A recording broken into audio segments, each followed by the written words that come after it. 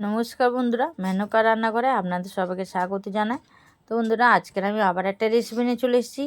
শিম কাঁচকলা দিয়ে রুই মাছের ঝোল করব। তো কীভাবে বানাচ্ছি আপনাদের সঙ্গে শেয়ার করছি। পুরো ভিডিওটা দেখার জন্য অনুরোধ করছি বন্ধুদেরকে। ভালো লাগলে একটা লাইক, কমেন্ট, সাবস্ক্রাইব করে পাশে থাকবেন বন্ধুরা। তো চলুন রেসিপিটা আমি বানিয়ে দেখাই। তো কি লাগছে, প্রথমে আমি কাঁচকলা নিয়ে নিয়েছি দুটো, শিম নিয়ে নিয়েছি, পেঁয়াজ আর আলু নিয়ে নিয়েছি দেখুন। তো এবার এগুলোকে কেটে নেবো, সবগুলোকে একসঙ্গে এবার কেটে নিচ্ছি। তো দেখুন কেটে নিয়েছি, শিম, কাঁচকলা, আলু কেটে নিয়েছি, টমেটো একটা নিয়েছি আর পেঁয়াজ কুচি নিয়েছি একদম। তো এবার মাছে এবার নুন হলুদ মাখিয়ে দিয়েছি, ভালো করে মাছটা পোষা করে ধুয়ে টুয়ে নুন হলুদ মাখিয়ে দিয়েছি। এবার কড়াইতে তেল দিয়ে দিচ্ছি, মাছগুলোকে একটু ভেজে নেবো, লাল লাল করে ভেজে তুলে নেবো। এইভাবে পাতলা মাছের ঝোল করলে খেতে খুবই ভালো লাগে, বাচ্চাদেরও খুবই উপকার। এইভাবে বাচ্চাদেরকে করে দেবেন, দেখবেন বাচ্চাদের খাওয়াটা খুবই ভালো। অনেক বাচ্চারা সবজি খেতে চায় না, তো এইভাবে পাতলা মাছের ঝোল করে দেবেন, এতে শরীরের পক্ষে খুবই ভালো হবে। অম্বল হবে না, কিছু হবে না, শরীরে খারাপ করবে না। তো মাছগুলো দিয়ে দিচ্ছি, দিয়ে হালকা লাল করে ভেজে তুলে নিচ্ছি। ওই তেলের মধ্যে দিয়ে দিলাম কালো জিরে ফোড়ন আর কুচি রাখা পেঁয়াজটা দিয়ে এবার একটু ভেজে নেব, হালকা ভেজে নেব পেঁয়াজটা। আর এখন শীতকালে শিম উঠেছে, কচি কচি শিম উঠেছে, শিম দিয়ে মাছের ঝোল খেতে খুবই ভালো লাগে, দারুণ লাগে। আমাদের তো প্রায় মাছের ঝোল দিয়ে শিম হয়, শিমের ঝোল করি। তো শিম দিয়ে খেতে খুবই ভালো লাগে। অনেকে শিম পছন্দ করে, অনেকে করে না, অনেকে আবার ঝোল খেতে ভালোবাসে না, কিন্তু আমাদের মাছের ঝোলে শিম দিয়ে খেতে খুবই ভালো লাগে। তো হয়ে গেছে, এবার সব সবজিগুলো দিয়ে দিচ্ছি, পেঁয়াজটা ভাজা হয়ে গেছে। তো সব সবজিগুলো দিয়ে দিলাম, দিয়ে একটু সবজিটা হালকা করে নাড়াচাড়া করে, খুব বেশি নাড়াচাড়া করব না, হালকা করে নাড়াচাড়া করে একটু ভেজে নেব।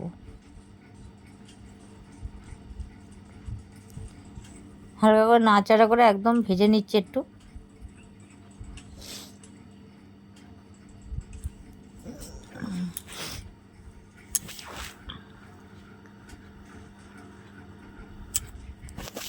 তো ভালো করে একটু ভেজে নিলাম, ভেজে নিলে সবজির টেস্টটাও আরও ভালো হয়। যত সবজিটা একটু ভাজাভুজি করবে, টেস্টটা একটু ভালো হবে।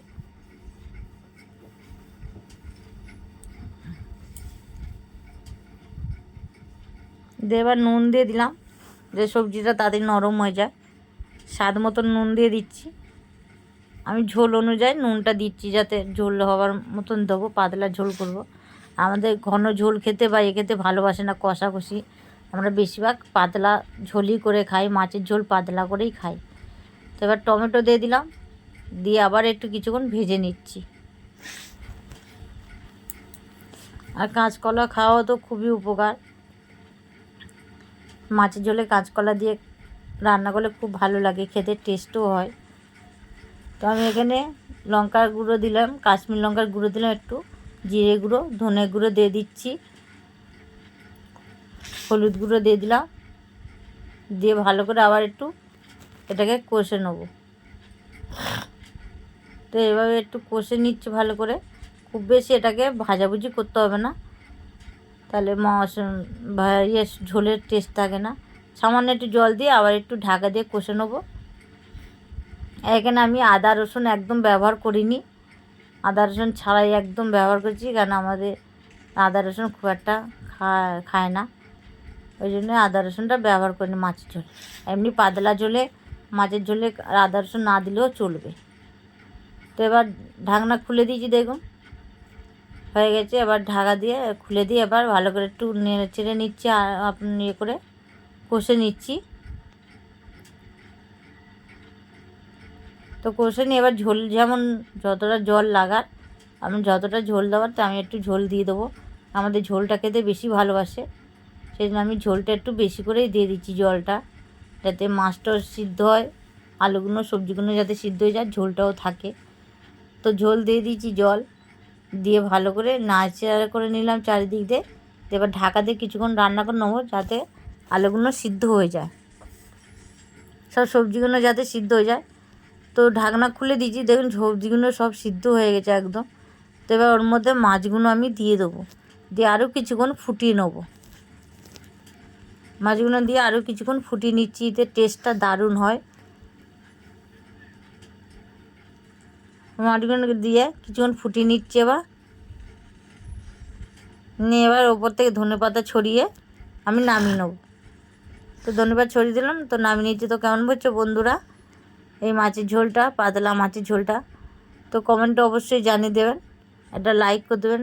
নতুন বন্ধু হলে সাবস্ক্রাইব করে পাশে থাকুন বন্ধুরা, যাতে আরও নতুন নতুন রেসিপি আপনাদের সঙ্গে শেয়ার করতে পারি।